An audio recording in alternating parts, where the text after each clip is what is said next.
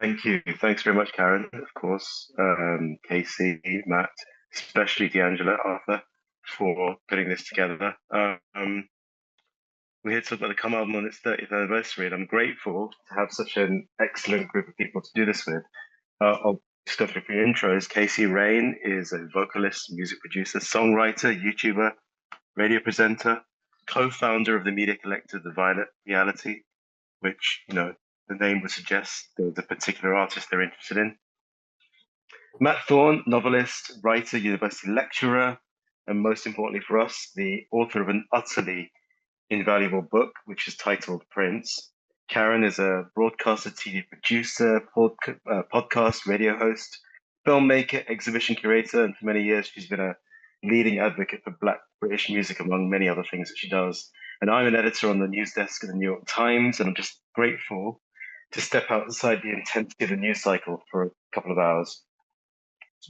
So with the international group, we're not actually lovers as far as I'm aware. I'm not going to talk too much, but I'm briefly going to lay out the context in which this album appeared. So in 1993, as a dispute with Warner's escalated, Prince announced his retirement alongside the launch of the hits and the B-sides. And there was a world tour that year that kind of became a farewell series, which, as we know, wasn't, but that was a narrative that they were putting forward at the time.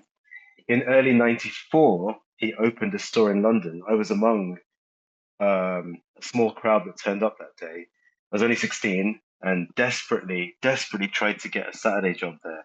I also wasted loads of money on merchandise, including a really unwise cymbal earring. Later that year, the Beautiful Experience film, which introduced us to a whole new era of music by a guy who was then known as the artist formerly known as Prince. It was brilliant and exciting. And then the Come album, which did well in the UK, but was largely, look, I mean, correct me if I'm wrong here, but was largely disavowed by Prince himself. And while all this is going on, here's a kind of incomplete list of other albums by other artists that were out and we were listening to that year. So Outkast's debut album, Oasis, Nas Illmatic, TLC, Crazy Sexy Cool, Portishead Dummy, Beastie Boys, Ill Communication, Nirvana's MTV Unplugged, B.I.G.'s Ready to Die, Nine Inch Nails' Downward Spiral, The Prodigy's Jilted Generation, and Blur's Parklife. So, all of you, any of you, bearing in mind the way that the album was released and regarded by Prince, we think, its place in the dispute with the record company and what else was happening in music, was this a good album? Yes. So I'll give a very strong qualifier, which I don't always feel the need to do. But for me, I think it's his best album of the 90s and his most underrated album, full stop. That's what this album is to me. And anybody that follows my Twitter a couple of days ago, you'll see I have a giant poster of the Come album, like literally above my desk. So I'm not like exaggerating when I say that. This album like means a great deal to me. What's interesting is when I'm trying to unpack it in my head, usually when people say something is underrated, they mean like, I think this album should get more attention than it did. I'm actually fine with it being underrated, right? It's almost got a kind of gives it that kind of veil of a little bit more mystery and appreciation amongst like the people that are here on this call and watching this event. And I don't think I don't think that Prince when we say that like he disavowed it and he did make comments, I kind of feel like he's coming from more of the frustration and the business perspective of everything that's going on with Warner's, as opposed to saying like, I'm not interested in this music, right? Because if you look at the context of tracks moving around and the songs that ended up on Gold that were originally on Come and vice versa and things like that, when you look at the fact that Space has all of those incredible remixes, right, like fully alternate versions with different vocal takes and Universal Love and funky stuff, and even commissioning someone like QD3 to remix Let It Go, and QD3's come off the back of producing Ice Cube, crazy stuff at that time. That's not stuff that you do with music that you actually don't consider to be up to your quality level, right? So that's kind of the way that I look at it. It's interesting, isn't it, that I think, because it's very much, you're able to reflect on that. I bought the cassette at the time, so it's always making me think, and I've been reflecting for some time on buying that cassette, kind of like what was my thoughts at that time. Obviously, someone buying everything Prince, and it's interesting what Hasit said about, what was out at the time as well, like where that fitted in, particularly with the cover of the album and the cassette. And what I do remember, jumping ahead, obviously I would have wanted to buy it. Also in the context of that time, I was into Oasis as well as into Prince, as well as into so many other things, Mary J. Blige and all of that. But I remember distinctly going to GMEX at Leaping On, and it was all in the midst of all of this. And my clear remembrance was people going, "Oh my, what is that on his face? Is this real? Is this actually does it say, people were going, is he actually written slave on his face, as well as hearing the music?" And I remember it coming at a time when everyone was in the flow and he was clearly still quite irked. And then suddenly people came out of that mesmerization of watching Prince and were looking closely and saw, this is real. He's really peed off with everything. And what do we do? I just remember people thinking, like, what do we say to him? How do we react? What's kind of going on? And sometimes I've been to Prince concerts where it depends on where you are, where some people are annoyed because they're not getting the hits or they're not getting what they want. And obviously Prince is one of these people who's an activist as well as a pop man, as well as a funk man. And I just remember that people were, as well as loving it, were really like, what do we do? We've never been confronted with this. And obviously thinking at the time, what are we listening to, as well as what's he saying? So, and it just goes back to, as well as he saying that it was a loved album. People did love it because he played, it's on the set list. There are tracks from Come, like Let It Go are on there. So it was loved. They always say UK's at the forefront though, aren't they, of, of the rebel. But I just wanted to make that point as well. I remember buying it, obviously loving it, but it's that the strong memory is of it being an album that makes you think. And I know we'll explore that further, but now when you listen to tracks like Race, it really makes you think of, like, actually what were we thinking at that time with all that was going on? What do you think, Matt? 'Cause Well, firstly, I just wanted to, as you brought up the shop, I didn't get there on the first day, but I Yeah, do yeah. have my copy of Neo Manifesto from the shop, and the MPG magazine, the second. Couldn't find the first issue in time. This is the second Mm. issue. But and the reason I mentioned that was part of this was to do with separating away from the kind of the infrastructure he had before. So he broke ties with Controversy magazine, which had been his kind of fan club magazine up until that time, and was trying to launch his own. But all of that though is sort of static in the background, I guess. I mean, I before talking today, I wanted to go back and kind of make a chronology of sort of what happened, about how Prince made Come and what else he was doing, because I know there's a kind of school of thought where some people like to take all of these albums and meld them back together, either in the kind of fan thing, the Dawn, or find some other way of looking at these songs as a whole.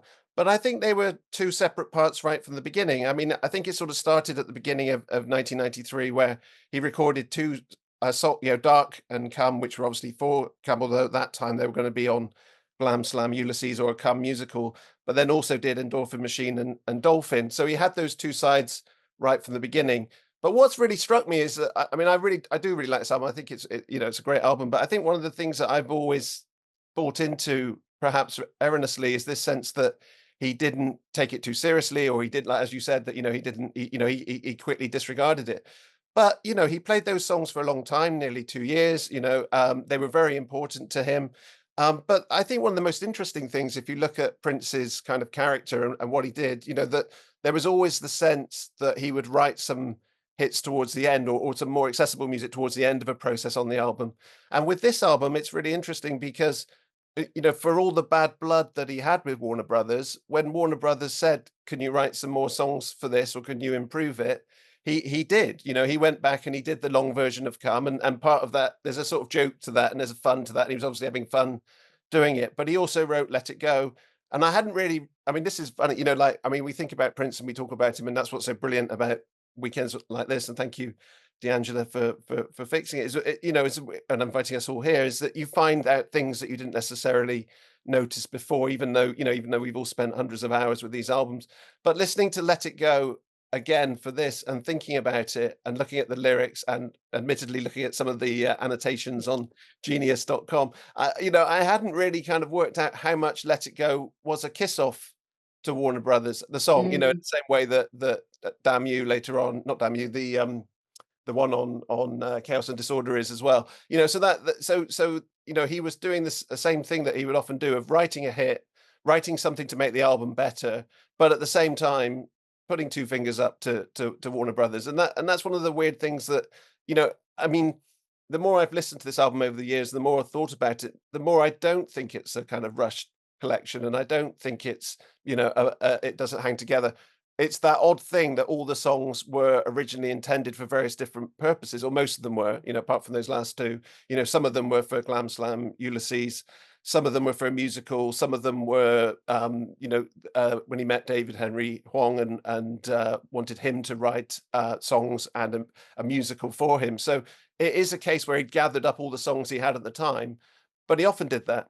And just one last thing I wanted to say at the beginning was that I'd forgotten that this was the Prince album for almost a year, because we think of the Gold Experience coming quite soon afterwards, but it was a year afterwards. And in between there was the Black album, that was released. So it felt as if we didn't have this album, there was all this other stuff going on, but it was, it was the Prince album of that time. It wasn't, we didn't know what was going to be on the Gold Experience yet. And this is what we had back then.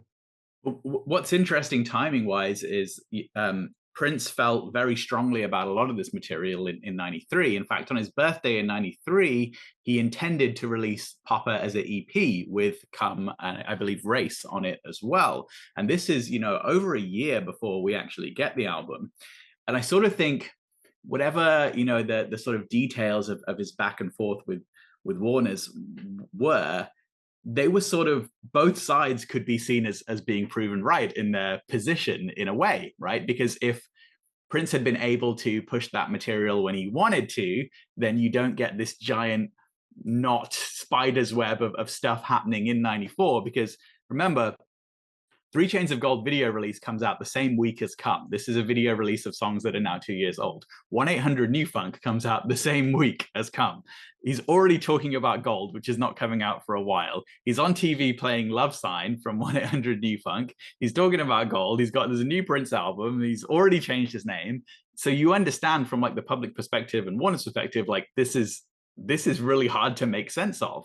Then you understand from Prince's perspective, well, I should have been able to put this out when I wanted to in the first place. So it's looking at both sides of the artistry and the business. And I think that's a big reason why the media particularly, I don't think when they were giving it, less than stellar reviews, I actually think it's not about the music. It's about not being able to unpick this situation that's going on and just not giving it the due attention because of that, because it is hard to figure out when you're trying to look at the timeline of everything, and that sadly I think for a casual audience probably is part of the reason why the album, like we know that it's great and a lot of other people don't have that perception of it necessarily. We've all talked about what the vast amounts of other stuff that was going on around this time, and Casey kind of, I mean, it's terrifying, with all the stuff that you're just talking about that was happening. Let me throw another thing in. The Undertaker session, which was maybe, I don't know, 6 months to a year before this. So throw that in as well. Prince in a rock trio. From the record company's perspective, it's not possible. At least back then, it certainly was not possible to kind of put it all out, give it the attention it deserved, give it the touring it deserved, and be as strategic about it as perhaps it could have been. And maybe that's not the point. The strategy is not the issue here. But would it have been better, and this is a completely hypothetical thing, and I'm not judging what Prince did or anything at all, for there to be a bit of a gap and a bit of love and care spent on each project individually, so that we never even got the Undertaker album in the end. We got a sort of a video thing, which, it's fine, but it's not the album. It's not, no one owns the CD of that unless someone's very, very lucky to get the bootleg. Is it is part of the problem for Come is that it came amidst all of this other stuff, and none of it got the love and attention it deserved. Yeah, I mean, I think in an ideal world, yes, there's some gap that allows each project to sort of exist, individually. But practically speaking, we're not talking about a guy who's had a delay on releasing one album and he's already moving on to another album. Like, that would be one thing. There's like 4 or 5 different things going on. And also remember, Most Beautiful Girl in the World came out and was a hit at the beginning of '94. And everybody's already had this whole media press of, oh, look at this weird guy who's changed his name, and people making fun of it on talk shows and whatever else happened. And then there's a new album that's Prince, and there's stuff coming out as Symbol as well. It's like, yeah, it's if it was just like Come and Gold, and you allow for, like, say, a 6-month gap before Come actually came out, they gave it more space to exist, that would be somewhat simpler for everybody involved to figure out. The fact that you've got 1-800 New Funk, 3 Chains of Gold, video release, Beautiful Experience, Undertaker, all this stuff as well. I mean, yeah, it's hard for anybody to figure that out. Yeah, and the Sacrifice of Victor as well, so the VHS, so that was all hanging over it. I mean, I also to throw something else into the mix as well. I mean, I also was struck by the fact he's running at least 3 different nightclubs right at this time. He's got all these glam slam clubs. He's in at least, 2, possibly 3 relationships. It appears, all with different. We might double that with ones that we don't know. In different countries. In different countries. In different countries. In different countries, and all of this is going on in America, and lots of his focus is on America. Yet he's in Europe playing, tours and building it up here, and as you said, opening these shops. And trying to find more ways to reduce it. I mean, when you look at what he was doing at that period, I mean, it's mind-boggling. I mean, I just really, I don't know. I mean, I think it's more than any other period, really. We think of the Purple Rain era, but I mean, I don't know that he was. And he was losing money. So this wasn't necessarily, none of this was necessarily successful commercially. So he's pouring money into nightclubs. He's touring more elaborately than he ever has done. And musicals as well. Musicals as well that he wants to do. Yeah, exactly. I mean, the other thing is, I know a lot of radio pluggers, TV pluggers from that era, and obviously it's pre-internet, and the way that they built up an artist of Prince's caliber. It took a lot of work. They have to deal with black music radio. They also have to deal with the record shops, like whether it's a W.H. Smith getting stuff out there. They were getting in their cars, also kind of like plugging people. They'd set up, they'd fly journalists over wherever that person was to meet up. So can you imagine trying to do all that around a single, plan a video release, and then something else is coming out, and then there's something else on the horizon, and they're not able to do that. And those departments were big at that particular time as well.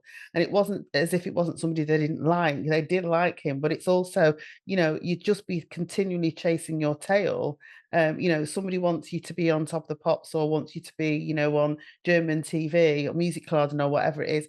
How on earth were they able to keep up and promote that? And and some of the people were saying who looked after him, on top of that, he'd be ringing them at 1 o'clock in the morning saying, meet me in the nightclub. Do you know what I mean? So, in the morning. I don't think anybody working, with or for Prince at this time had a very easy life. I mean, a few years back, I was commissioned to start working on a documentary project entirely about this era, which for legal and estate reasons cannot be completed at this time. I'll say no more on that. But amongst many of the interviews that we did on this, we interviewed Bob Merlis, who was head of PR at Warner Brothers, and Chris Poole, who was the UK kind of manager plugger guy. Yeah, that's the one. Yeah. Brilliant people.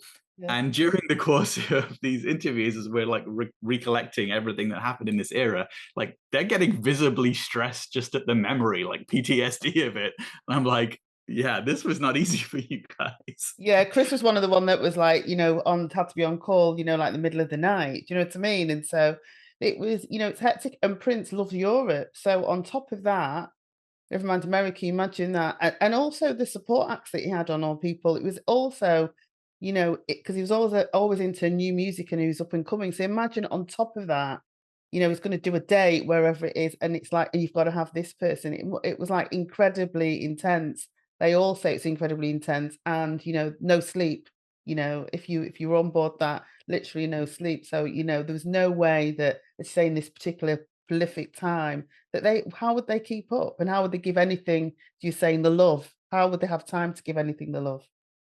I mean, yeah, I mean, I actually, We talk about. Sorry, I was going to say we talk about the prolific period of the mid '80s, but this was, from what everyone's saying, this was that 10 years later, but without the infrastructure to kind of help him exploit it to the extent that he could have done. yeah, I was just about to say, because I interviewed Chris Paul as well, who I think's a brilliant source for this particular era, because you know he remembers it all and experienced it all.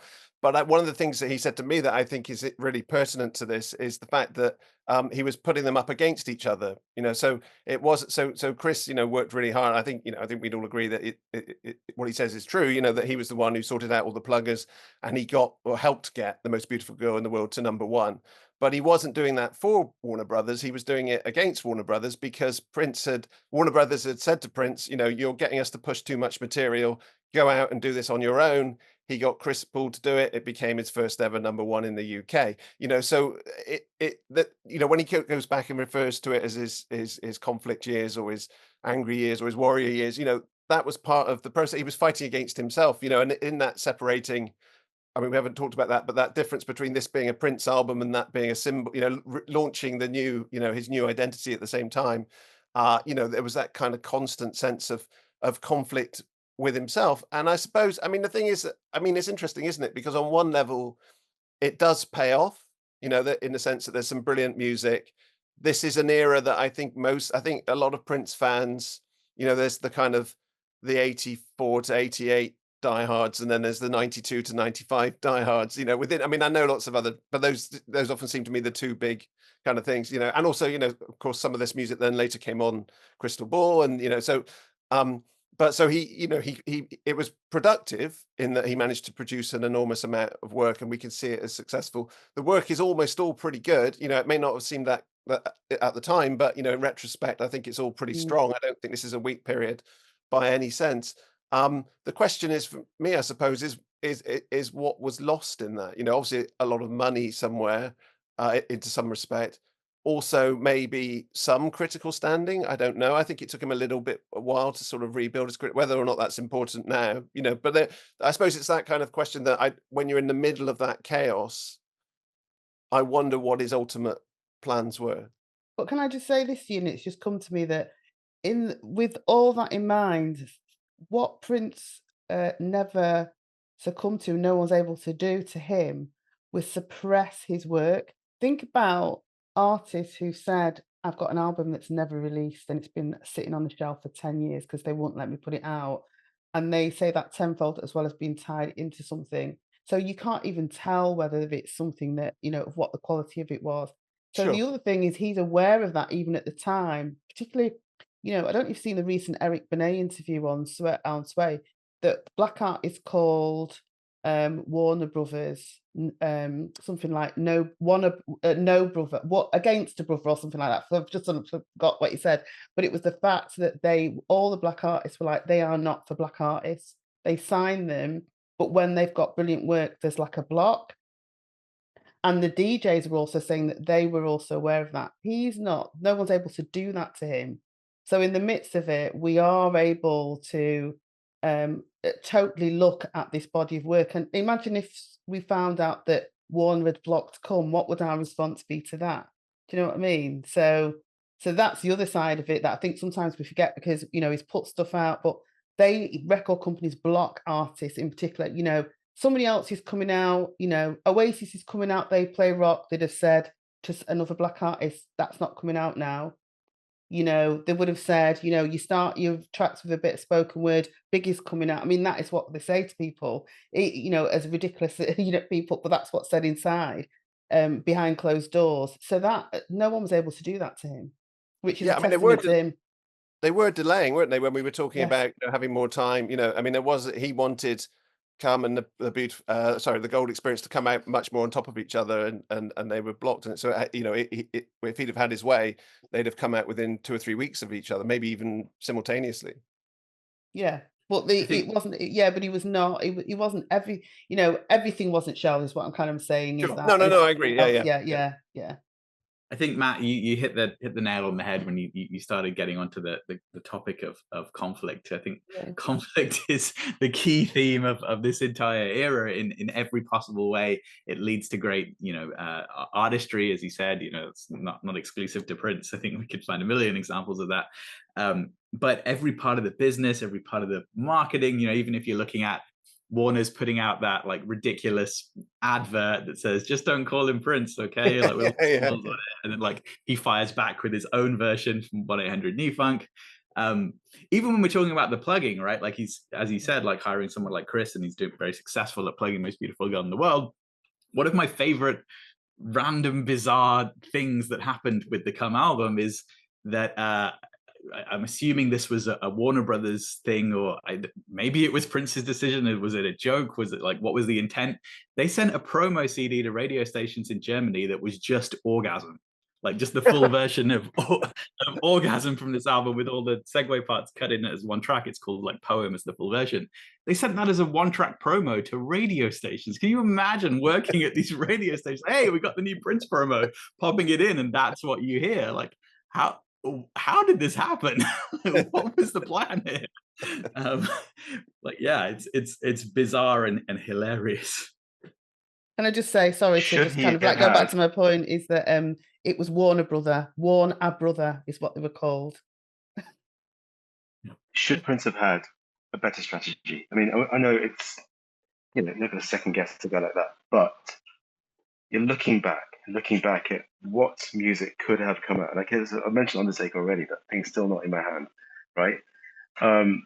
Would it have been wiser and better for? And look, legacy is the thing that we're all thinking about now, of course. Nearly 10 years after he passed, and we're thinking about what is.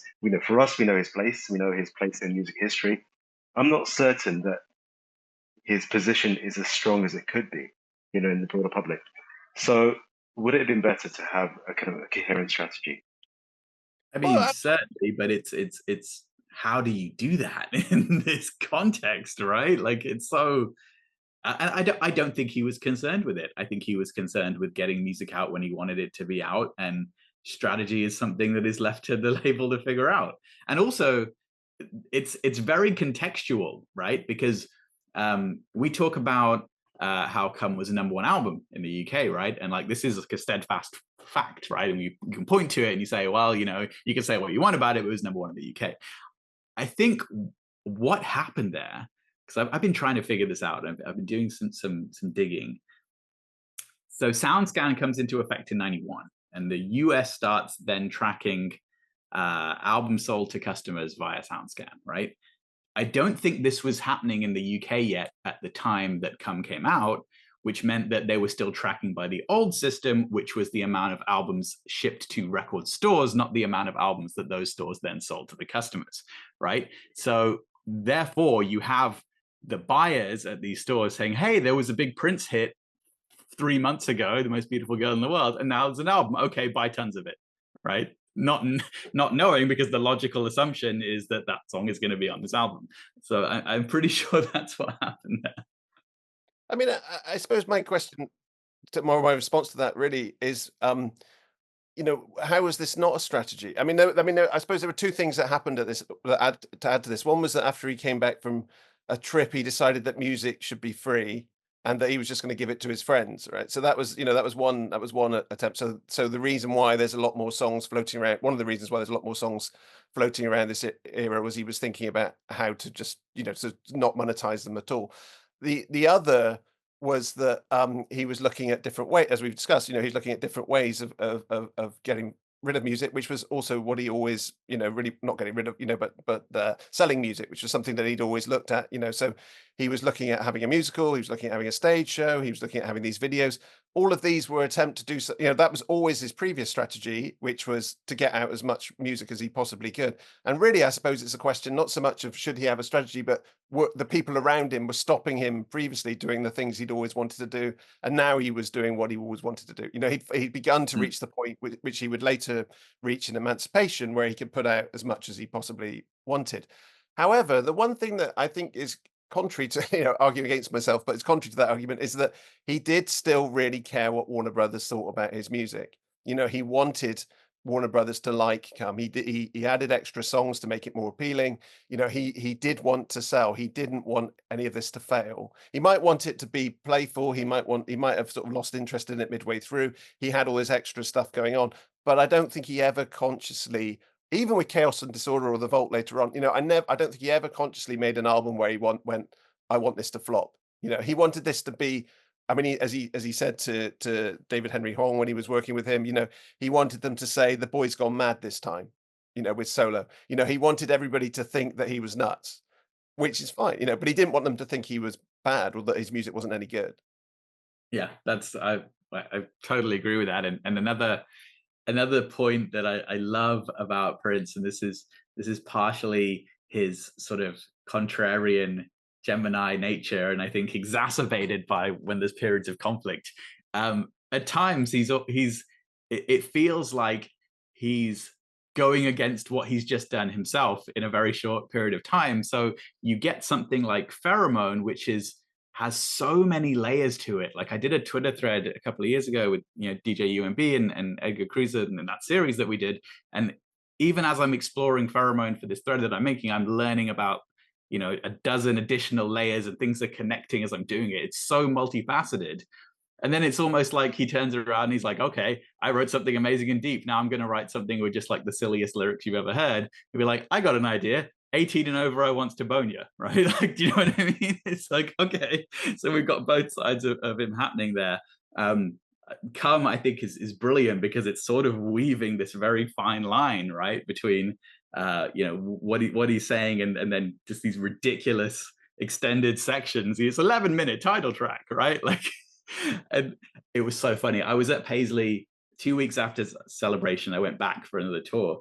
And just as this tour group after us is finishing up in the MPGMC room, right as the guide brings them in, comes playing and it gets to the part, the slurpy part. Like it was just the funniest timing that happened. That it's just, that all of these things can exist in the same kind of place and context and album and still make sense and still, be sequenced amazingly. That's the true multifaceted genius of Prince at play right there.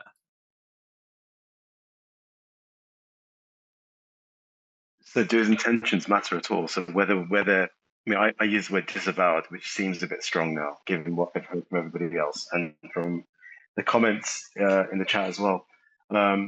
Whatever he thought of it, does any of it matter now? When we listen back to it 30 years on, does any of, it's a broader question about any artist's intention, I suppose, but does any of like the strategy talk, the dispute, any of that, 30 years later, does any of it matter? I think it's interesting. I mean, this is a tricky question, obviously, with the estate and all the rest of it and how that continues. But I mean, this for me seems like an era that is ripe for reappraisal and ripe for a box set that goes through and analyzes all this and puts it all together. But I suppose, I mean, it comes back to what I was saying earlier about, do we see these as separate parts of something or do they all fit together? Should we take Come in isolation away from, I mean, obviously we do because it's a single album, but the temptation is to try and fold it back in and to make sense of it and to put it all together. So I mean, sorry, I just noticed a question. I got distracted by Seeley in the chat. I think it was called. I think it was just called BET, and because it was an instrumental version of Pheromone. Sorry, so I think the question, the whole point of it, all of that, when you're saying about how should we look at it today, I think the question is, do we look at it as a separate album? I mean, obviously we're doing that this weekend. This is a great way of doing it. If we were in a perfect world, is this an era that people would want to sort of reconstruct and put back together and explain, how it all, where these songs initially came from, why they were put on this album, what the relationship was with Warner Brothers, the other ways in which you can, I'm sure lots of people over this weekend will talk about the different assemblies of Come and the fact that there were 2 or 3 other versions, the test pressing, all the ways in which this album came into being. And I suppose that's always a question that isn't sufficiently answered. If it was another artist, we probably would already have 3 or 4 different ways of looking at it. We don't have that. So I suppose it's like, do we take it in isolation? Does it stand up? Which I think it does. and do we want to revisit it, and if so, how? I mean, what fascinates me is like historically, it's got parental advisory sticker on. It's at that time when that fully comes into play. So how is that going down with the Dolores Tuckers or whatever of this world? How's that going down with radio? Because it's relatively new, even at that time that happened, and Prince had got away with all of this before. So how does that fit into play? How does that fit into play in terms of what's played where?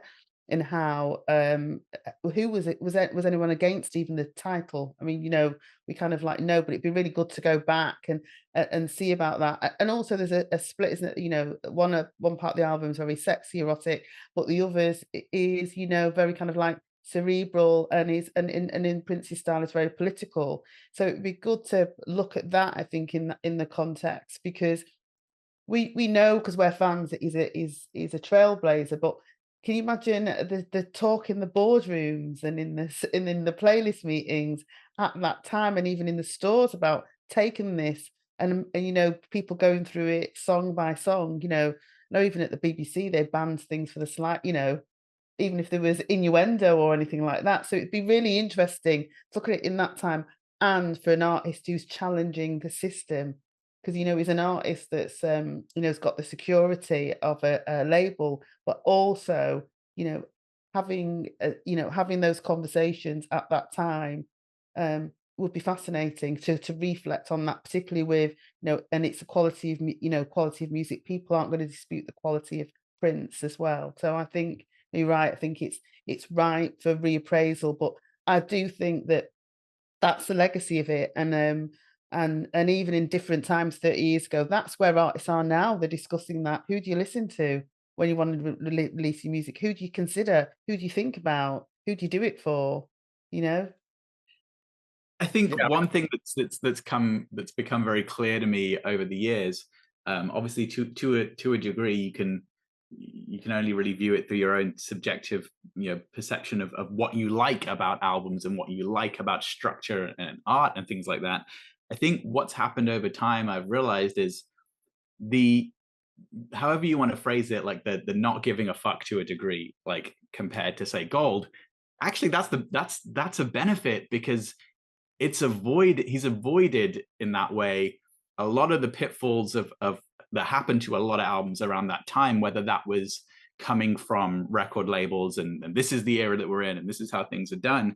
But what you saw around that time is people, now that CDs were a dominant format, a lot of people felt like they had to fill the runtime of the additional runtime of a CD, right? And then you started getting things that Prince and many others did, like adding superfluous tons of segues, right? Like, look at Love Symbol, right? Like, I don't need to hear the Kirstie Alley skits every time I listen to that record. Gold Experience, I don't need to hear keyboard typing sounds and welcome to this and that experience every time. Like, there's a level in which that breaks the immersion of listening to a record, and Come doesn't have that to a degree. Like, yes, it has bits of Poem and Orgasm, but they're not like over the top, like breaking you away from the context of the album. It's 48 minutes, right? Gold Experience is like about 20 minutes longer. So that for me gives it that tight cohesion, no skip feeling, right? Like, I regularly put this album on front to back, and I don't feel the need to skip around anything like I do with longer albums, or there's no risk of one song kind of being like, oh, I'm not in the mood for that kind of song today. Like, it's just like most of the 80s albums, solid 9 songs, bang, bang, bang, done. Like, great piece of art, sequenced well, all makes sense, front to back, there you go. I mean, it's interesting looking at the way At the beginning, I listed. So- Sorry, I was going to say at the beginning, I listed some albums that existed in the 90s as well, or in 94 specifically. Marzilmatic, Outcast debut, and Oasis, etc. So where does this album sit in that context? Well, I think the other one around that time, I mean, I think you're totally right about those 94 albums, but I think also looking at some 93 albums as well, because the one that really struck me as interesting is Underworld, Dub No Bass with My Headman, because, the sort of rave elements on this album, the fact that it does have some sort of, some techno elements, and also some of the alternative music, obviously Nine Inch Nails, Nirvana, that, the kind of, I mean, I think he particularly wanted a sort of some angry songs in there, and I think that those were touches, I think, that perhaps led to some of the, the sort of rave influence and the heavier, slightly, sort of verging on that combination. I mean, for me, that sounds brilliant now. But at the time, it didn't sound brilliant, and I don't know quite whether it's because the context has changed or because I wasn't, sophisticated enough as a listener to know that he was combining jazz. I mean, like when he put all these songs out with The Beautiful Experience, and he had jazz, he had Miles Davis in the middle of it. I mean, in the TV program.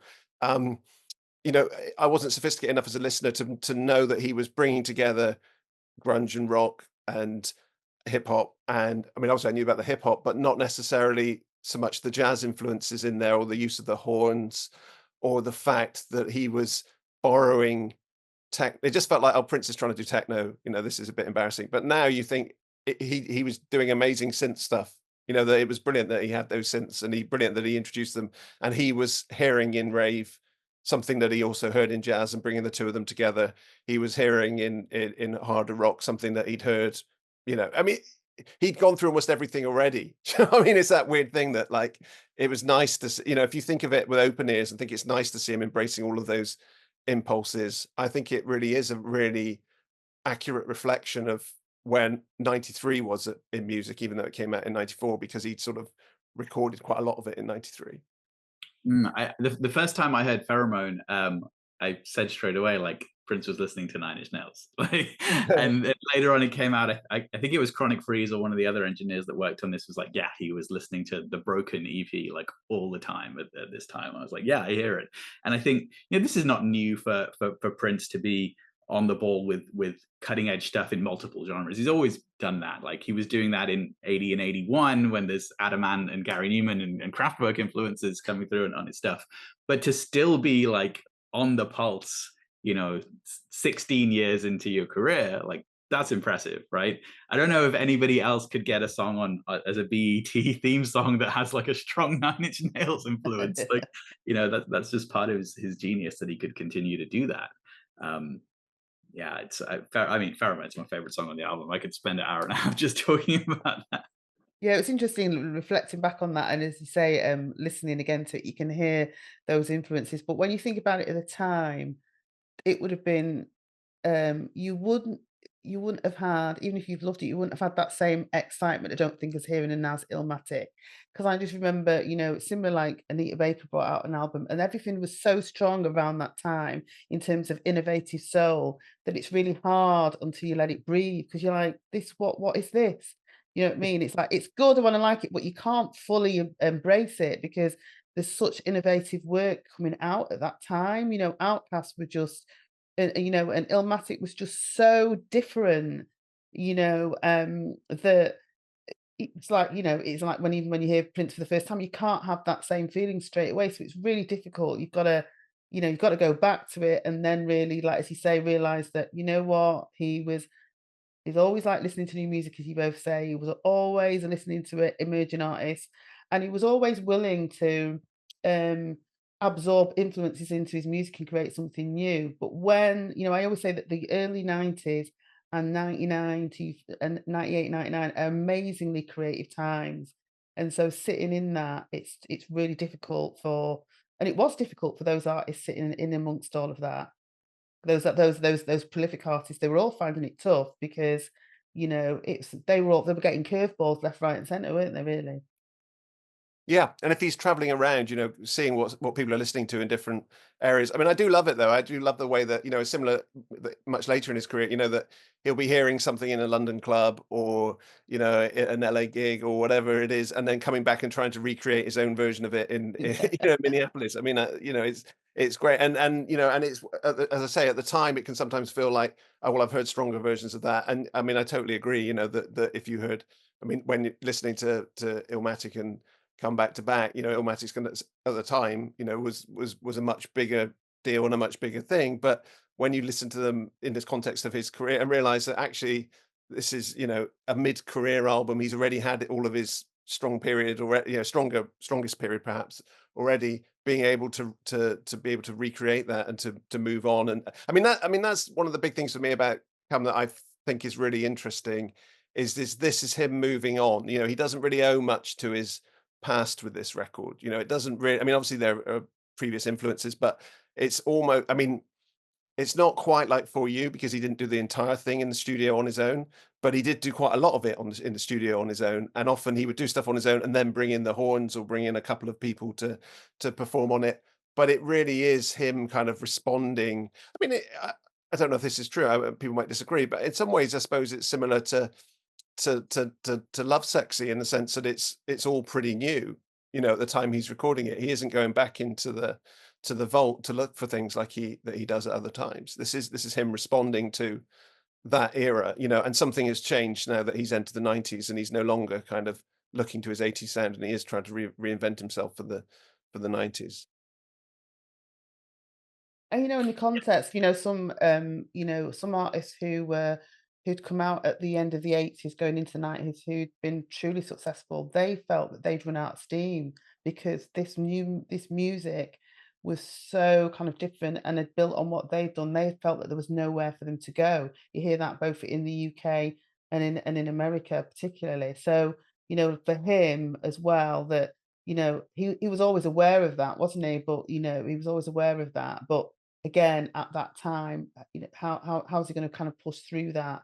The UK is far more diverse, Americans will always say, than any other country, in terms of music that infuses a bit of rock, funk, and whatever.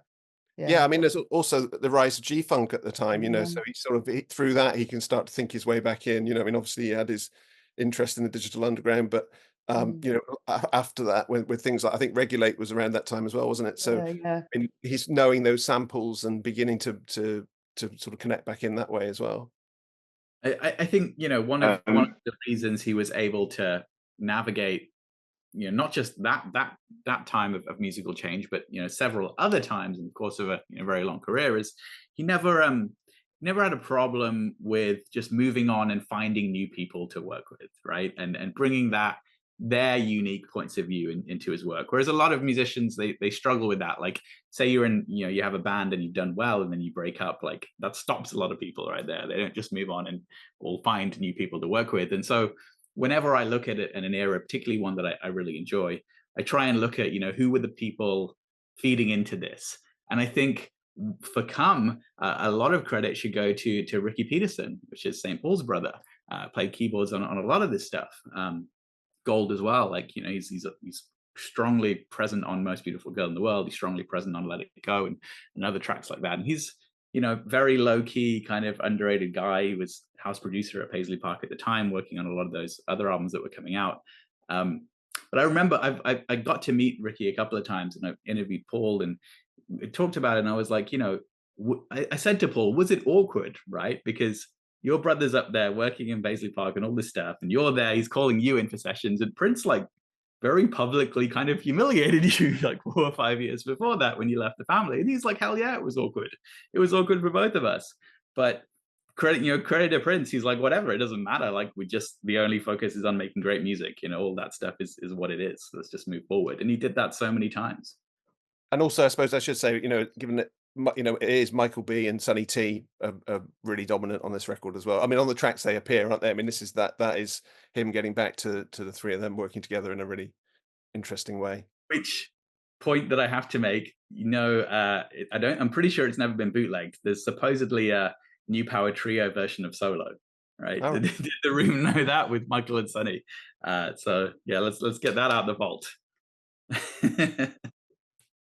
Definitely. Second that. Karen, you mentioned, actually all of you mentioned this, but Karen especially mentioned, Prince had a particular affinity for Britain and Europe at this time, but just in general. I just had a look at his major concerts in this period. Between April 93 and January 97, he didn't play a major show in the US.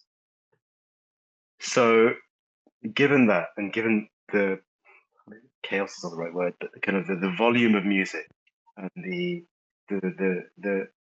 diffusion of music that's released, 1-800 New Funk, Calm Experience, all this in this time, was does anybody think that there was a conscious decision to step away from the US? And was that part of the process when all this music is coming out, when all these projects are taking place? I don't think so, because I think he was playing he was playing Paisley Park all the time, and playing Glam Slam Minneapolis, and playing Glam Slam Los Angeles. I mean, if you look at, and lots and shows at like the Palladium in New York, and charity shows. I mean, I agree with you. He was, so what I mean, I don't think you're wrong, but I think there's an interesting, he was doing two different things at once, which I think is that he was coming over and doing the tours in Europe, but in America he was doing the smaller club shows. I don't know whether that had much to do with whether he wanted to promote all of those clubs, or whether there was a sense he couldn't mount a big tour. But I definitely think, I mean, if you look at it, he plays an enormous amount of small one-off shows in that era. He's almost always, you know, at some points once a week in either playing Paisley Park, or Glam Slam Minneapolis, or Glam Slam LA. And I think that was partly to do with, or you know, later in Miami. And I think part of that was that he wanted to launch those clubs and make those clubs really work. I mean, maybe I'm not, you know, we're the Europeans, so I don't know. Maybe the Americans might disagree with that. But I my sense is that he was playing. You know, if he had a Glam Slam club here, I think he'd been playing Glam Slam London all the time, but he didn't. So I think he was using Europe, you know, as an equivalent to that was his way of dealing with Europe, was only through tours. I mean, having said that, I mean, we did mention earlier about Chris Poole, you know, who's brilliant at setting up shows, you know, so he was doing shows and after shows all through Europe, you know, as a source of getting revenue as well, you know, that he would be paid in cash for those after shows. So that was a way of refilling the coffers that maybe he didn't have the same equivalent in America. £10,000 in a Tesco bag is what he probably told you that story. He's like, I'm not going down to perform until you get there. I think both things can be true, and the reason that I think there is some truth to some level of conscious focus away from the US is because the same thing happened to Michael, right? Like, Michael didn't play a continental US show after the Bad Tour, right? Whereas you look at History Tour, Dangerous Tour here in Europe, these were the biggest shows that he ever did. I mean, I was at the History Tour in Wembley, and it was, you know, insane. And you realize he wasn't doing that in the US. I think it's a strong media focus that plays into record label motivations as well, where over there they're much more like, yeah, we're focused on like what's new and what's hot, and these new 20-year-olds that we're signing, and these new music styles that are coming out. Whereas in the UK and Europe, it wasn't so much like that. It was like, if it's great music and we like it, then we're still going to push that. This new stuff exists as well, but we don't feel like we have to have this dichotomy between, you know, quote unquote legacy acts or anybody that's been around for 10 or 15 years already, compared to, you know, a bunch of 20-year-olds that we just signed that are making grunge and hip hop. Yeah, I agree with that. I think that, you know, doing documentaries on Prince, Michael Jackson, but also lots of things about the popular culture of that time, and recently doing a hip hop one, there was a shift in the people working in America, whether it's in dance, in the music videos, saying there's a shift at that time from 93, 94. There's a real shift that happens, and they're kind of like getting tired of it. There seem to be, you know, the record industry is looking at artists in a different way, even with legacy. They're dealing with them a different way, and it's getting quite tiresome. Whereas in the UK, Europe, as you know, as Casey said, that, you know, that those people in that industry still celebrate somebody if they've got 10 years in the game, 15 years in the game. They want to promote them. They're happy for them to tour. They're happy to give them, you know. Remember, we had shows like, you know, not that necessarily Prince was doing all of those, but he knew he had accessibility to, well, he did do Ozone. You know, he did do the Ozone. He could do those. So he could still appeal to an older market, but he could still appeal to a younger market. And no one's going to tell him otherwise. And, you know, it's the same in Europe. So, you know, for someone who gets frustrated with the system, is going to get less frustrated here, you know, and so I think that's why, because I thought the same thing. I looked at the shows and thought there's a wider period of time he's touring around the UK and the US and Europe, but he'd have the support here. And he's also, as much as there were still divisions, it's not as divided as in America in terms of with what style of music he was going to play back then. You know, they weren't as you know, he was still a pop artist in their eyes as well. So, you know, he was going to get all the major support. So I think, Prince would have gone for that. He wouldn't have wanted to exist in that system where he's fighting against, the bad boy. We know he doesn't have time for certain things. Do you know what I mean? He's not going to have. He's just going to have no time to be wanting to even discuss that in terms of how he's putting his music out and how he's touring. I mean, and he was sort of setting stuff up in the US that didn't necessarily work out. As we said, he wanted to do a cover musical, and that didn't happen. He did do Glam Slam He did it. Ulysses. Oh, Yeah, that's sorry, I it. thought you were talking about Yeah. that. Yeah, Yeah. 2 week run for Glam Slam Ulysses. Yeah. But Total no, flop. apparently there was a separate come musical as well that got Right. sort of Yeah. at the very beginning. But he did, yeah. So he had Glam Slam Ulysses, and he wanted that to run, right? So that would be carrying on playing at the club. And then when he saw the videos when he was in Europe, he thought it was so terrible he didn't want it to carry on anymore, and stopped. And it got stopped, or the critics stopped it, or whatever. But what I'm saying is that I think part of this, there were some things that didn't work, and had that happened, that would have kept his presence going in New York. He had the huge success, sorry, in America, in LA rather. I mean, it was in LA, the Glam Slam Ulysses, but also he'd had all that success with Billboard's The Dance Show the year before, a couple of years before, and I think that was ongoing. So, I think I mean, the sense I got, or one of the things I think is that he wanted to make Europe work as well. Yes, Maybe he felt yeah. that there was something not happening in Europe that he needed to get there and make that happen. And isn't there, what artists say though, don't they, that the big artists also say that putting the work in Europe and it pays off forever. Do you know what I mean? So, and that was a big mantra of artists. That you can try that in other places. It's harder, but in England in particular, once you do that, the public will come. I think also there's something to be said about the majors being very kind of fractured in terms of localization, and him not necessarily having a bad relationship, potentially even still having a good relationship with Warner UK or Warner Holland or Warner Japan, and kind of all of his issues being with the kind of the US side of things.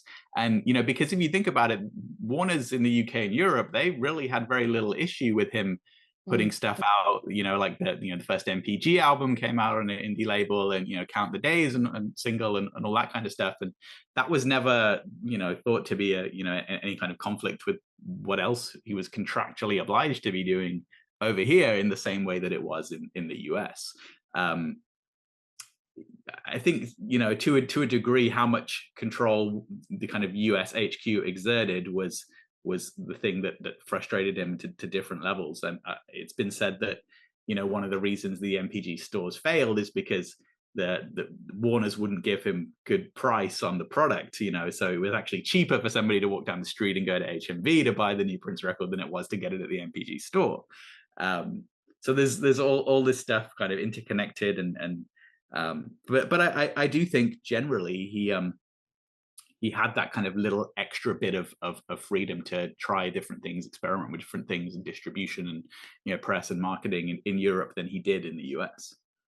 I mean, the promo people in the UK just had a real passion, didn't they? And they were really competitive, so they were really competitive about chart success, about TV success. I mean, the lengths they went through to, even on a Friday, you'll hear the stories that even on a Friday afternoon, if they found out that something needed a push, they, and so he would know that he'd have that. And fans, I mean, I know what fans are like around the world, but fans could, were also very much sleuths at that time, weren't they, as well? So you could really kind of buy into that. And, that bought into his mischievous side as well. It seemed that he loved all of that. So on top of that, he enjoyed, he could have it fun whilst he was here as well. That was, I think, the other side of it, I mean, again, another thing Chris Poole said was about him wanting a rave, that he really wanted a rave, he was, and that's what ended up at the Bagleys show, so the idea was that he was looking to, so I mean, we forget about that when we look at it, from a distance, but how exciting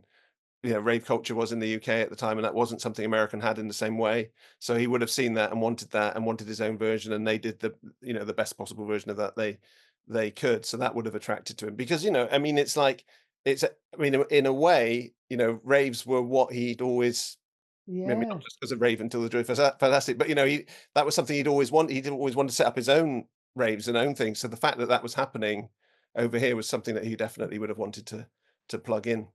I mean, as UK people, the thing is just so good. I played at Bagley's before they ripped down that whole area for the new King's Cross, and they just changed the name to get away from the association. Same club, same sound system. That was the loudest venue I've ever been in my life. If it wasn't for the fact that I was still in my 20s, I might have gone deaf from that gig. Well, I think the thing for people who aren't UK based, we should let them know about the rave culture, because I mean it's totally bonkers. Like swimming pools in clubs. Like using finding like locations where the ceiling could come through at any minute or the floor could come through.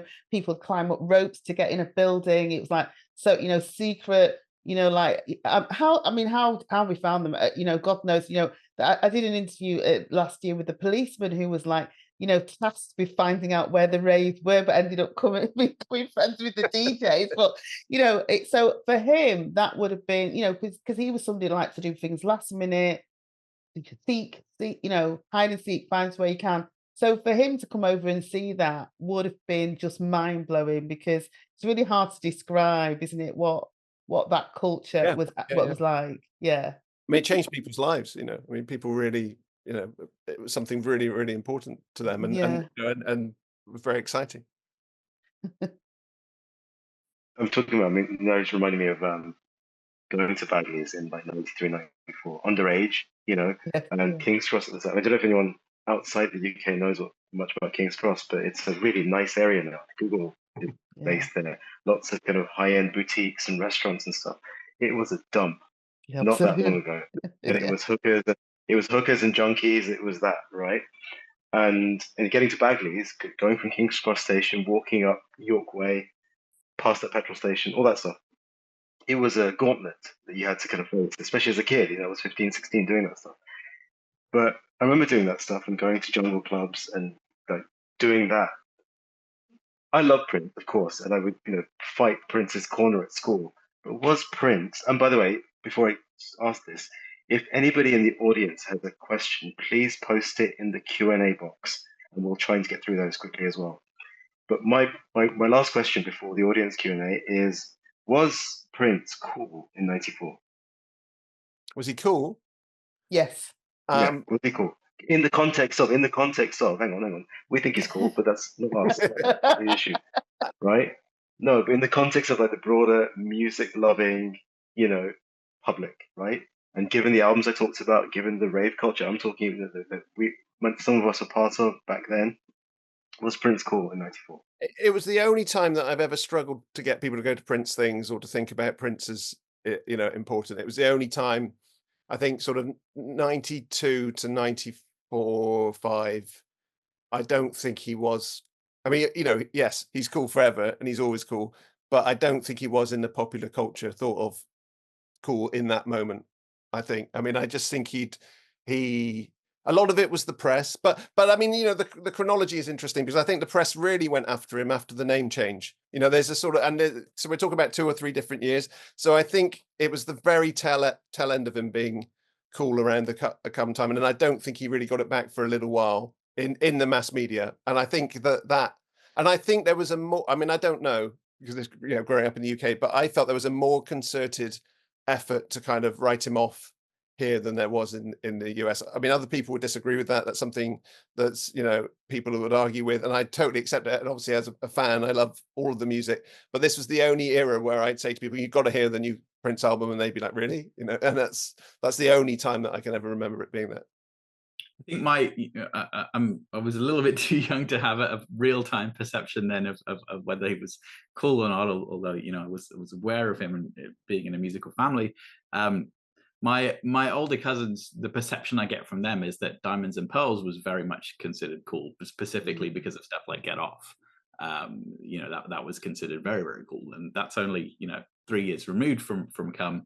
And as Matt says, I think, 93 name change, the fact that Love Symbol kind of was kind of messy in execution and nowhere near as successful as Diamonds and Pearls had been, and then all the media onslaught of this weird guy changing his name to a symbol. I think that's what tipped the line, and he didn't really recover from that until, I guess, kind of musicology, until he gets to the sort of elder statesman of rock and roll point. So you've got this kind of 10-year period where that perception was very different. But once he freed himself from the contract, I think that gave him a sense of, well, actually, it doesn't really matter to me what anybody thinks of me anymore, because I have nobody to report to, and I'm just going to do what I want.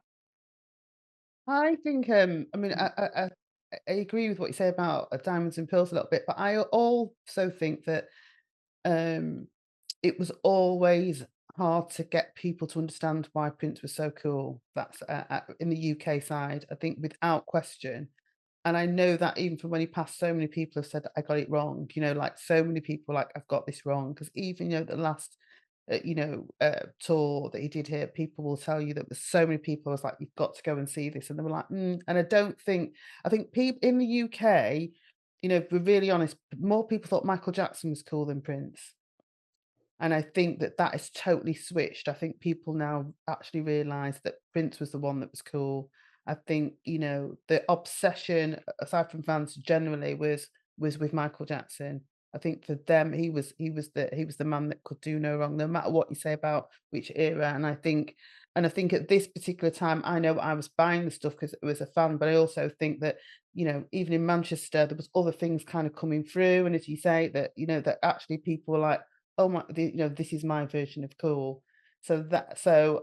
I think that he was always up against that with the masses, like in the UK personally. And I agree with you, Matt. I think that people were quick to write him off. I just think, as I go back to that gig, people and since, even when I went to, I saw him do the Radio 1 gig for Rave to the Joy, still people were like, this is the man that had Slave Across the Face, was still perplexed by it, so that's why it's good for these things, thanks D'Angelo, to put them through, because it just makes everyone like rethink. And I sent out Solo to some singers today and they're like, oh my god, I've forgotten how utterly amazing this is, because that's the issue, because some things were squashed. We can't explore his back catalogue in the way that we would, I think, outside of the fandom.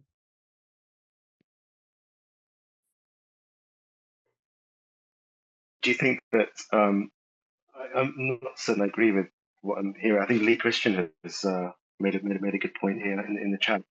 A lot of 80s artists were not cool in '94. This is what MJ wasn't. Prince, I don't think was. My love for him notwithstanding.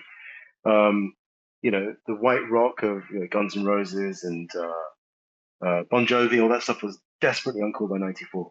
So are we? I know we're doing this, but the revisionism of talking about an album which obviously everyone likes and in some cases love very much, but at the time it wasn't appreciated at all. And how important is that in the overall Prince story? Yeah, I mean, just to say, going back to Lee, you were saying Michael was considered weird, but I don't think the people believed that. The press thought he was weird. That's kind of in the main. That's kind of my. That's just my view, and even someone who sat, I think that's. But I'm just saying that But anyway, let go back to your question. I think there were certain songs as well that kind of put people off a little bit. Like, I mean, I know it's not. I don't think there's anything on Come that puts people off, and I want to keep the focus on Come. Yeah. But Dolphin coming soon after, irrespective of what you. I mean, I like it as a song, but when you heard that, it didn't seem cool. You know what I mean? It's like, it's great message, funny, but I mean, I mean, as I mentioned earlier, the for me, my introduction to all of these songs was the beautiful experience. The Sky One, where it's shown over here. It was it was almost all the Come songs and mixed in with almost all the Gold Experience songs and a few others. And those were, that was my first experience of it all. So I heard some of the Come songs, I thought they were fantastic, but then would hear Dolphin next to it and hear all these other ones. So it sort of felt like, even though I love those songs now, at the time, partly because they're so daring, you're just thinking like, well, hang on a minute, this doesn't sound like anything else that's around, but is it cool? Like previously, it was always like, whatever Prince does sounds cool and is great. Now it's like, this doesn't sound like Strays of the World. That sounds like something out of a musical, which isn't necessarily a bad thing.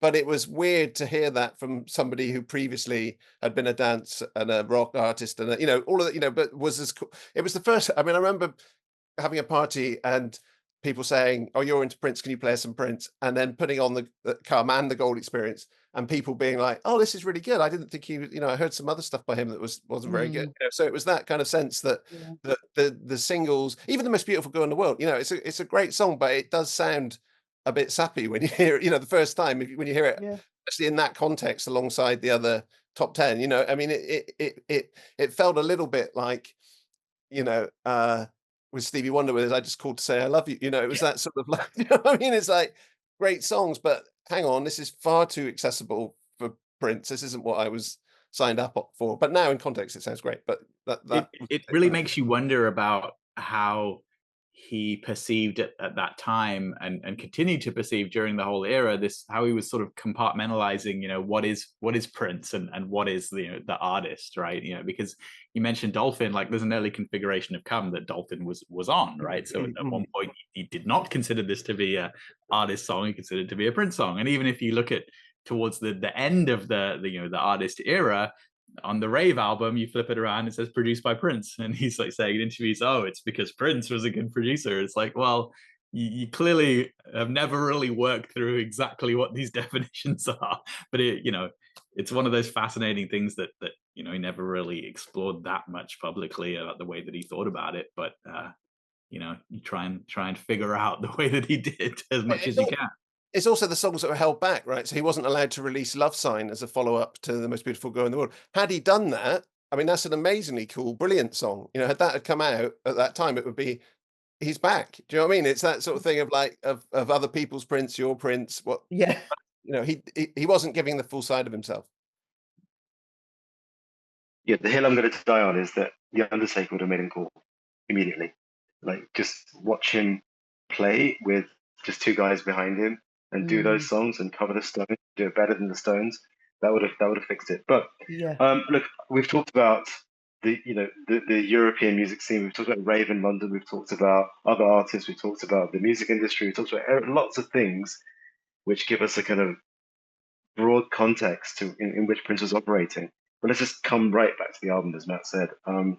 What is the most banging track on the album? And why? Pheromone. that's Solo. the one. Solo. Dark for me. I've always loved Dark. I think Dark's fantastic. And Space. I mean, Space. Yes, wow. Like I go to the digipacks, the maxi singles so much because every one of those mixes just hits me in an amazing and different way. And with what's going on in the world today, revisiting this is going to make me share Race, because I think that's the other thing as well. But absolutely, Race is never forget. Sorry, I said Race is such a great song, and it's still as important now as ever.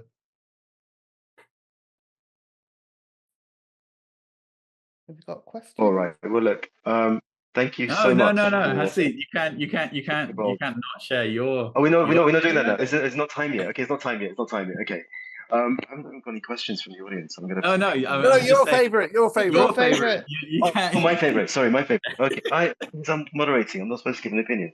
I'm in Dark by a mile. No, that's not how it works. What was it? I'll tell you why Dark, because when I first walked into the Prince store, not on the launch day because that was mad, and he actually appeared on the back. Do you know the story, right? The store was opening, so a bunch of us gathered. We didn't really know anything about it. We only knew about it because we subscribed to a fanzine which was held together by Staples, and so in this touristy, busy part of London, Camden Town, there were maybe 80 people there waiting for Prince. We didn't know he was going to turn up, and then he turned up on the balcony, cut the ribbon. My tailor was with him. He was wearing the yellow jumpsuit, so it was really cool.